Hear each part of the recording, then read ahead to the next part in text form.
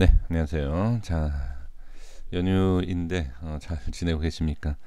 자, 이 시간에 박셀바이오를 좀 보도록 하겠습니다. 박셀바이오가 지금 3일째 계속 상승이 나오고 약간 주춤한 그러한 흐름이 있습니다. 왜 상승한지는 너무나 잘 아실 겁니다. 네, 박셀바이오를 보유하고 계신다라고 하면 이제 최근에 이런 내용의 이제 기사 다 확인해 주셨겠지만 왜 상승했는지 좀 얘기를 좀 해라.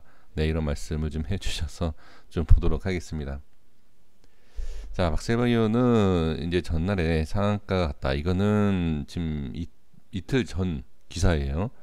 자, 그래서 최근에 이제 3거래 연속이 상승 나왔다. 이런 내용이고 주된 내용이 이 내용이겠죠. 박셀바이오가 개발 중인 반려견 전용 항암 면역 치료제인 박스루킨의 정부 승 기한이 임박한 것으로 알려지면서 투자 심리를 자극한 것으로 풀이된다. 이로 인해서 주가가 올라갔다. 수급이 들어왔다. 네, 이렇게 볼 수가 있습니다. 아주 좀 훌륭한 최고의 연구진들이 지금 이 면역 치료제 개발에 힘쓰고 있다라는 내용까지도 이렇게 좀 나와 있습니다. 사실 박세바이오의 이제 공모가에 대한 얘기가 좀 나오기는 하는데 좀 그래도 지금 상장 이후에 어느 정도 상승이 나오고 상승 이후에 지금 눌린 상황이기 때문에 좀 공모가가 좀 너무 좀 그랬다. 뭐 이런 것은 좀 좀 지나간 내용이기 때문에 이거는 넘어가도록 하겠습니다. 그리고 전에 2월 22일 날 마지막에 이제 박셀바이오에 대한 영상입니다. 이걸 보여드리는 이유가 최근에 이제 또 제 영상 보시는 분들 그리고 다시 이제 말씀 좀 드리지만 질문 주신 분들이 뭐냐면 걸리락이 생겼다. 그러면 이전의 기준 라인이 바뀌는 거 아니냐 이런 질문을 주시는데 저는 안 바뀝니다. 바뀌게 된다라고 하면 그 밑에 어느 정도 다시 뭐 잡을 수는 있지만 바뀌 이전에 분석했던 내용을 굳이 바꾸지 않아도 되는 게 뭐냐면 권리락이 50%죠. 50%에 대한 권리락이기 때문에 이 종목 말고도 예전에도 많은 종목들을 보면 딱히 수정을 하지 않아도 만약에 해야 된다라고 하면 단기 흐름이 변화가 있을 때는 해도 되지만 일단 전체적인 흐름에 있어서 크게 바뀌지 좀 이해는 안 되실 거예요. 어떻게 말이 되느냐. 위치상의 모든 게 바뀌는데 근데 올라갈 때 내려갈 때 이 기준 중요한 기준이라는 게 있어요. 네, 그렇기 때문에 바뀌지 않습니다. 그것을 좀 설명을 드리고 확인을 시켜드리기 위해서 자 이렇게 그대로라는 것을 자 이렇게 보여드리고 시작하도록 하겠습니다. 네, 그대로죠. 네, 영상 프로그램 쪽에서 들어오는 게 아닌가. 네, 이렇게 보겠습니다. 자, 그러면 이 자리에 대해서 마지막으로 자 영상을 남겼죠. 22일이니까 네, 여기죠. 그리고 이제 여기에서 이제 중요한 게 뭐냐면 예전에 말씀을 드렸던 이 색칠한 부분을 보셔라라고 여기입니다. 이거 보셔라라고 22일 날 말씀을 드렸어요. 네, 좀 전에 그 영상 링크 해드릴 테니까 확인을 해주시면 됩니다. 자, 그러면 어떤 재료, 자 만약에 그냥 차트상으로 봤을 때 이 자리가 지지가 됐기 때문에 반등이 가능할 수 있는 것이다 이렇게 말씀드리면 우연의 일치이다. 야, 그게 뭐가 되느냐 이렇게 말씀을 하실 것 같아서 지금 그 기사 내용, 그 기사 내용을 같이 확인을 했습니다. 그래서 이제 재료가 있고 상승을 시키는 당연히 그 중요한 내용이 있습니다. 네, 그래서 일단은 기술적으로 봤을 때는 저는 이 자리를 지켰기 때문에 홀딩과 뭐 매수도 될 수도 있고 매매 전략은 이렇게 되지만 상승의 주된 내용은 좀 전에 읽었던 그 내용 자 확인되셨죠? 그로 인해서 상승을 했다. 그러니까 딱 두 가지의 결과와 그 조건이 맞았다. 이렇게 보셔도 상관없고요. 아니면 그냥 한 가지의 각자 뭐 기술적이든 아니면 모멘텀 그러니까 좋은 재료가 나와서 뭐 상승을 했다.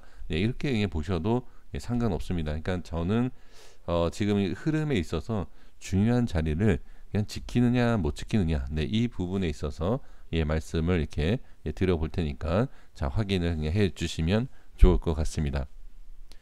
그러니까 왜 상승을 하는지는 장중에 기사가 딱 뜨고 수급이 붙으면 예, 그때 알게 되죠.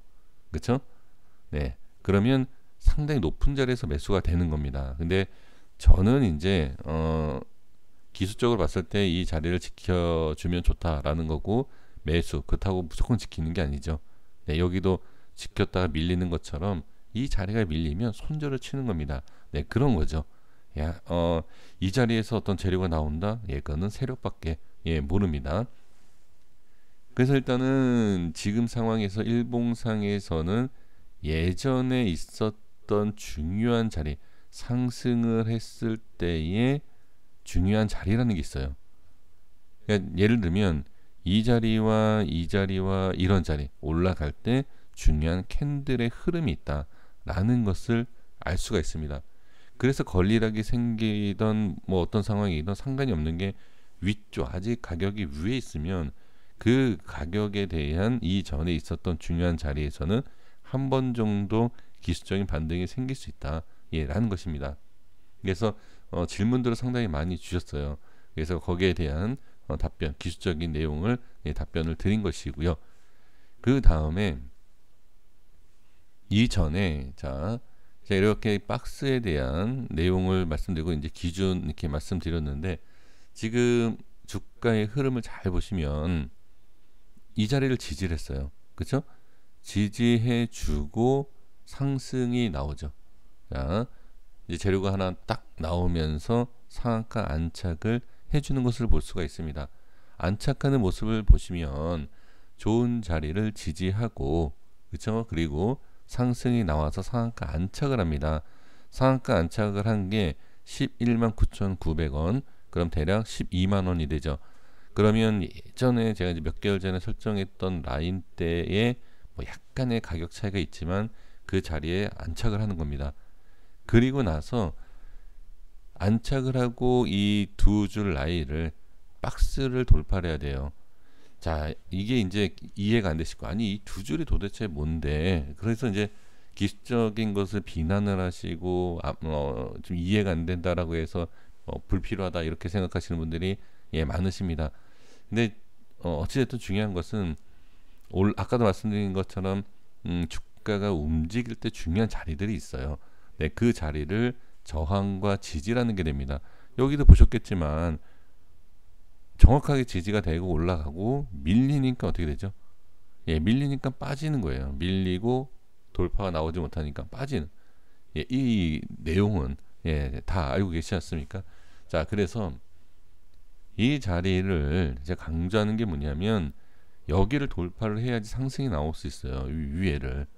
근데 여기를 이제 상한가 안착 이후에 어떻게?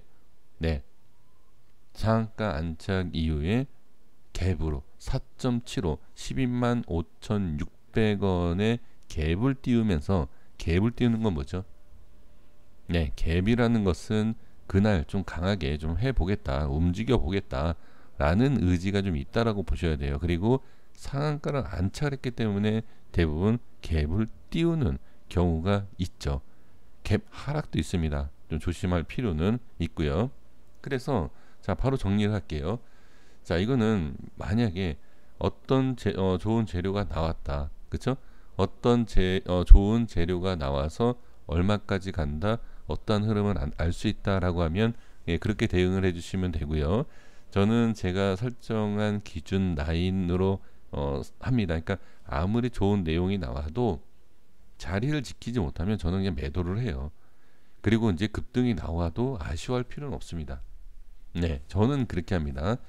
근데 눌려도 이 박셀바이오 재료를 보면 지금 현재 13만 원에서 20만 원 우습다. 네, 그러면 20만 원까지 홀딩을 하시면 됩니다. 거기에 대한 딱 기준, 내가 갖고 있는 기준이 있다라고 하면 그대로 가시면 돼요.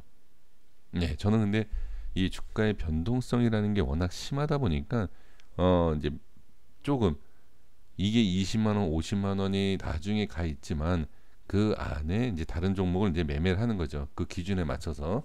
네, 이제 그렇게 하고 있는데 어쨌든 중요한 것은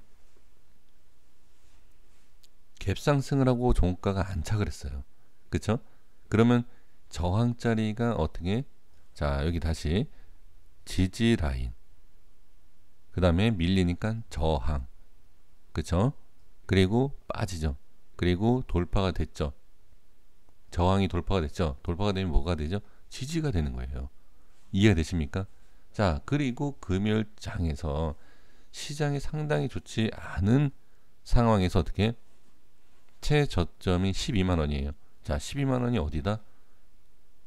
종가다. 상한가. 이것도 우연으로 보시는 경우가 있는데, 예, 저는 수없이 봤습니다. 그러니까 상한가가, 그러니까 제가 최근에 방송을 합니다. 오전 방송을 실시간으로 하는데, 실시간은 지난 차트를 갖고 하는 게 아닙니다. 얼마까지 갈 수 있다. 뭐 이런 라인을 설정을 합니다. 그 라인을 보면 상한가 딱 안착하는 자리라든지 뭐 상방 VI가 걸린다든지 뭐 고점을 찍는다든지, 예, 그런 게 있어요. 그러니까 그런 걸 몇 번 보신 분들은 아, 이게 우연이 아니다라는 것을 아실 수 있습니다. 뭐 어떻게 받아들이시는지 저는 상관은 없는데, 그러니까 이해시켜 드리기 위해서 이제 말씀을 드리는 겁니다. 자, 그래서 이 자리가, 자, 정확한 자리에 고점 저항 자리였죠. 갭으로 뚫었죠. 이 자리를 안착을 시작을 했는데 밀렸다가 어떻게? 네, 지지가 됐다. 이렇게 보시는 거예요. 그래서 지지가 된 상태에서 마감을 했지만 시간 외에 2.67%의 하락이 나와서 12만 7천 원이다. 12만 7천 원이면 이 안에예요.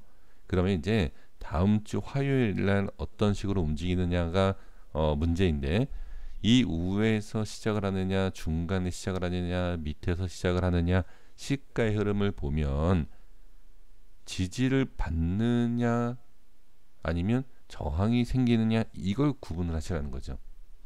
예, 물론 종가상이 중요하지만 종가상에 대응하기가 쉽지가 않습니다.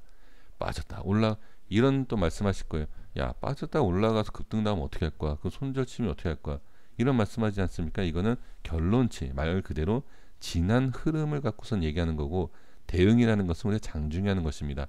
그래서 저는 제 그냥 기준에 맞춰서 빠지면은 뭐 조금, 아니면 좀 기다려보고 어느 정도는 빠질 수 있다라는 이제 경험에 대한 그런 게 있기 때문에 좀 빠지면 기다리고, 많이 빠진다라고 하면 다시 얼마 올라올 때 저항이 생기기 때문에 뭐 매도를 하고 이렇게 합니다. 그래서 일단은 그냥 주가의 흐름을 보신다라고 하면 어느 위치에서 떠서 시작을 하던 가라앉아서 시작을 하던, 예, 저항이던 지지던, 예, 그것을 확인하고 주가의 흐름을 보시면 좋을 것 같습니다. 자, 여기까지 하겠습니다. 고생 많으셨습니다. 자, 구독과 좋아요 부탁드리겠습니다. 감사합니다.